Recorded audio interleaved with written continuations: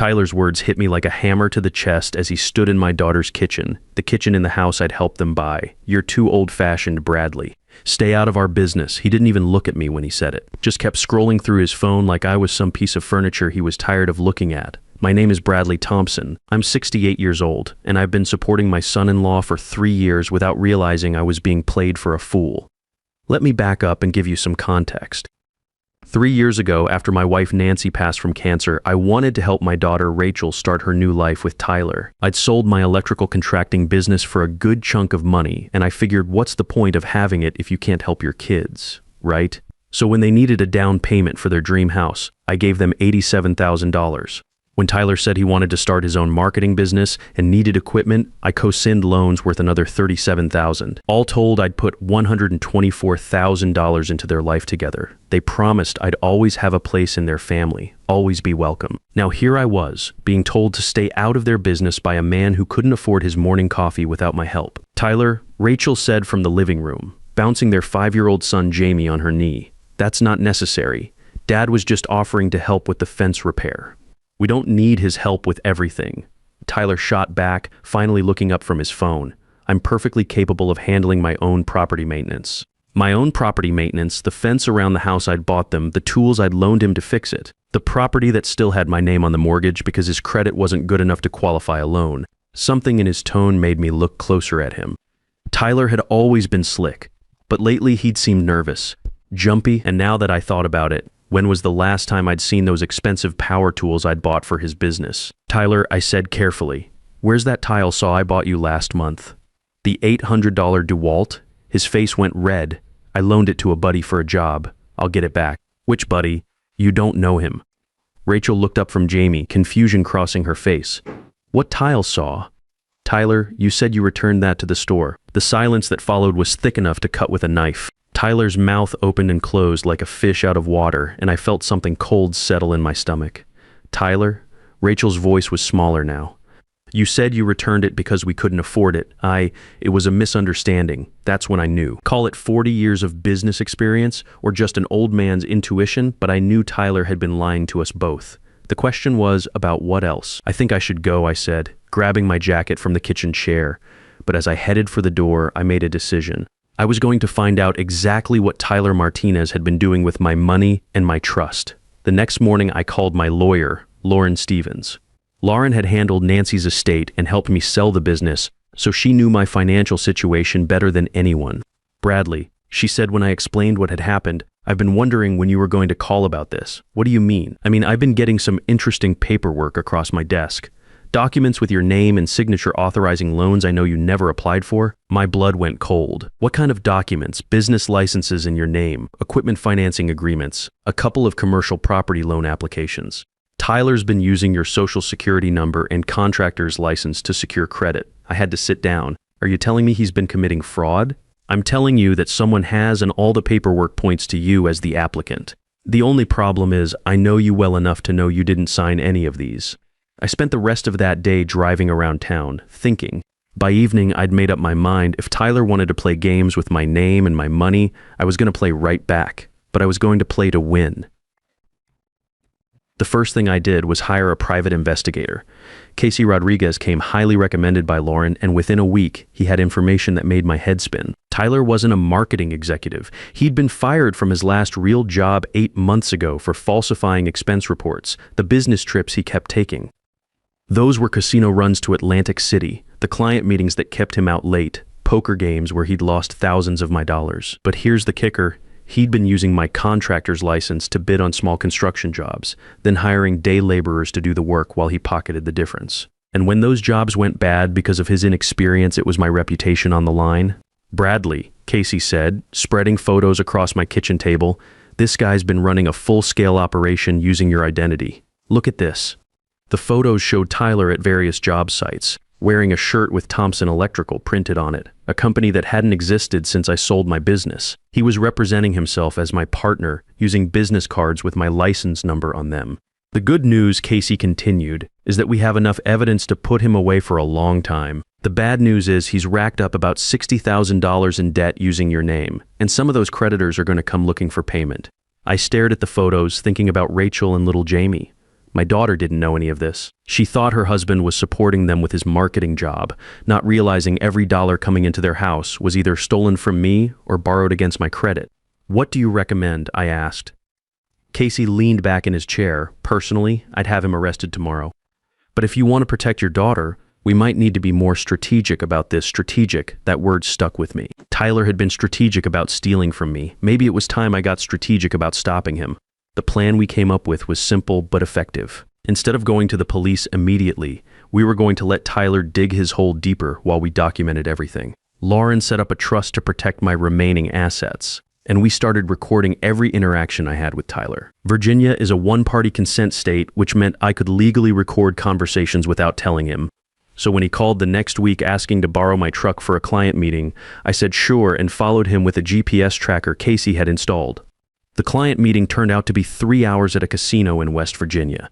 When Tyler came back and told Rachel he'd landed a big new account that would require him to travel more, I just smiled and nodded. But the whole conversation was being recorded on the device Lauren had given me. This went on for 2 months. Tyler lying to Rachel about where he was going. Me documenting every lie, Casey building our case file, Lauren preparing for what she called the reckoning. The breaking point came when Tyler made his biggest mistake yet. He tried to refinance the house. The house I was still on the mortgage for without telling me. The bank called because they needed my signature. And when I told them I'd never authorized any refinancing, they got very interested in talking to law enforcement. That evening, I got a call from Rachel. She was crying. "Dad, I need to ask you something, and I need you to tell me the truth." My heart sank. "What is it, sweetheart?" "Tyler says you've been trying to sabotage his business. He says you've been calling his clients and telling them not to work with him, he says. He says you're trying to break up our marriage because you never approved of him." I closed my eyes. Of course Tyler would try to turn her against me when he felt the walls closing in. "Rachel, honey, I need you to come over here tonight. Bring Jamie. There are some things you need to see." She showed up an hour later, her eyes red from crying. Jamie ran straight to me for a hug, and I held him tight, knowing this conversation was going to change everything for this little boy. "Dad, please tell me Tyler's lying," Rachel said, settling into Nancy's old chair at the kitchen table. I spread out the documents Casey had given me. Bank statements, FOCHAs, loan applications with forged signatures, the business license fraud, the gambling receipts. 3 months of evidence that painted a picture of systematic theft and deception. Rachel stared at the papers in silence for a long time. Finally, she picked up one of the photos, Tyler at a construction site, wearing my company shirt, standing next to a sign that read Thompson Electrical. "Licensed and bonded. He told me you gave him permission to use the company name," she whispered. "I never gave him permission for any of this," I said gently. "Rachel, he's stolen my identity and used it to rack up $60,000 in debt. He's been gambling away the money you think he's earning at work, and he's been lying to you about almost everything for at least 8 months." She put her head in her hands. "I feel so stupid." "You're not stupid. You trusted your husband. That's what you're supposed to do." Jamie had fallen asleep on the couch watching cartoons. Looking at him, I made a decision. "Rachel, I want you and Jamie to stay here tonight. Tomorrow we're going to the police." She looked up at me with Nancy's eyes, the same eyes that had trusted me to take care of our family 35 years ago. "What's going to happen to Tyler?" "That depends on what he does when he realizes his game is over." Tyler didn't come home that night, or the next night. Rachel kept calling his phone, getting voicemail. She was worried something had happened to him until Casey called with an update. "Your son-in-law is at the Borgata in Atlantic City," he said. "According to my contact there, he's been gambling for 36 hours straight. Lost about $8,000 so far. $8,000 of what money?" I asked, though I already knew the answer. "He opened a new credit card using your information yesterday. $15,000 limit. That was it. Game over." The next morning, Lauren, Rachel, and I walked into the police station together. Detective Rodriguez listened to our story and examined our evidence for 2 hours. "Mr. Thompson," he said finally, "this is one of the most thorough cases of identity theft I've seen. You've got enough evidence here to put him away for 5 to 10 years. Rachel squeezed my hand. "What happens now?" "Now we issue a warrant and wait for him to come home." Tyler walked into his house that evening to find 2 police officers waiting for him. According to Rachel, who watched from the kitchen window, he tried to run. Made it about 20 feet before they tackled him on the front lawn. The neighbors got quite a show.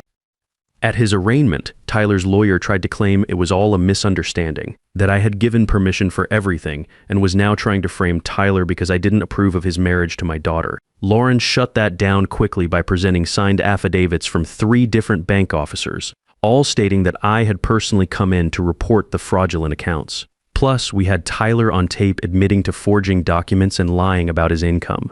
The judge set bail at $50,000, which Tyler couldn't make since all his assets were tied up in gambling debts and fraudulent loans. He's been in county lockup for 3 weeks now, waiting for trial. His lawyer keeps calling Rachel, trying to get her to convince me to drop the charges. She hangs up on him every time, Dad. She told me yesterday, I keep thinking about all the times Tyler got angry when you offered to help with things around the house. All the times he said we didn't need your money. I thought he was being independent. Turns out he was just covering his tracks. We were sitting on my back porch watching Jamie play with the dog Lauren had helped me adopt from the shelter. Rachel had filed for divorce the day after Tyler's arrest, and she and Jamie had moved back in with me temporarily. I'm sorry I didn't see it sooner, I said. How could you have known? He had me fooled too. I actually felt guilty sometimes that you were so generous and he was working so hard to support us. Turns out he wasn't working at all. The financial damage was extensive, but not catastrophic. Lauren managed to get most of the fraudulent debts dismissed, and my homeowner's insurance actually covered some of the losses. The house will have to be sold. Rachel can't afford the payments on her medical billing salary, and I won't co-sign anything else until all this is sorted out.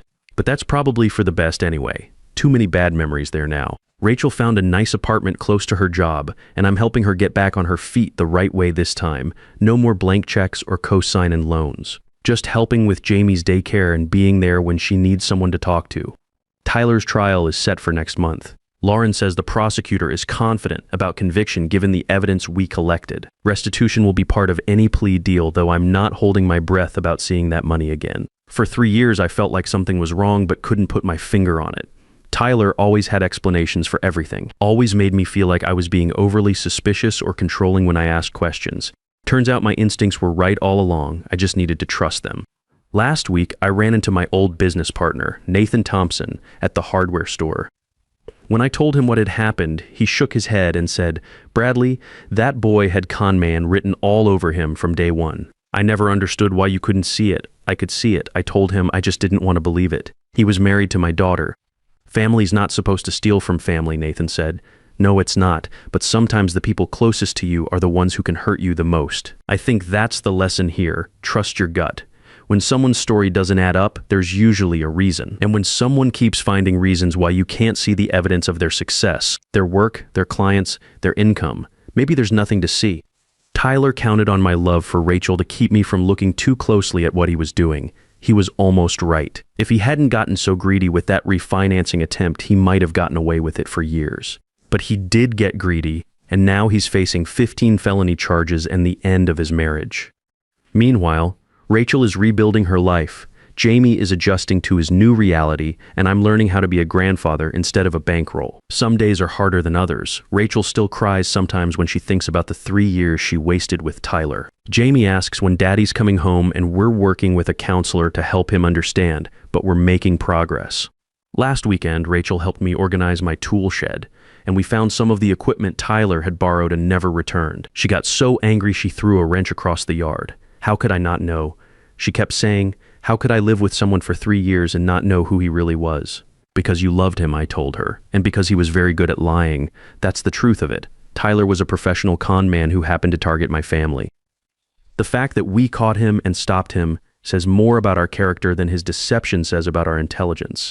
These days, I'm focusing on the future instead of dwelling on the past. Jamie's starting kindergarten in the fall, and Rachel's looking into going back to school for nursing. I'm thinking about maybe getting back into electrical work part-time just to stay busy.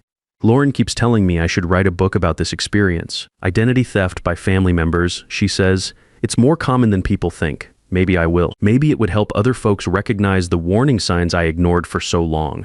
The other day, Jamie found one of my old business cards in a drawer. Thompson Electrical, he read slowly. Is that you, Grandpa? It used to be, I told him. Maybe someday it will be again. Can I work for Thompson Electrical when I grow up? I looked at this little boy so innocent and trusting, and thought about the legacy I wanted to leave him. Not just money or property, but values, honesty, hard work, integrity. We'll see, buddy, we'll see. Tyler's trial came and went faster than I expected. With all the evidence we'd gathered, his lawyer convinced him to take a plea deal rather than risk a jury trial. He got 7 years for identity theft, fraud, and forgery. The judge ordered restitution of $124,000, but like Lauren said, you can't get blood from a stone. Rachel cried when the verdict came down. Not because she was sad for Tyler, but because it was finally over. 3 years of lies and manipulation ended with the bang of a gavel. I kept thinking he'd explain it all away somehow. She told me afterward that there'd be some reason that made it all make sense, but there wasn't. He was just a thief who happened to be married to me. 6 months have passed since Tyler was sentenced. Rachel got promoted to office manager at the medical center where she works. The pay increase meant she could afford a better apartment, one with a backyard where Jamie could play. She's talking about going back to school for nursing, and I told her I'd help with tuition. The right way this time, as a gift from a father to his daughter, with no strings attached and no co-signers needed. Jamie's doing better too.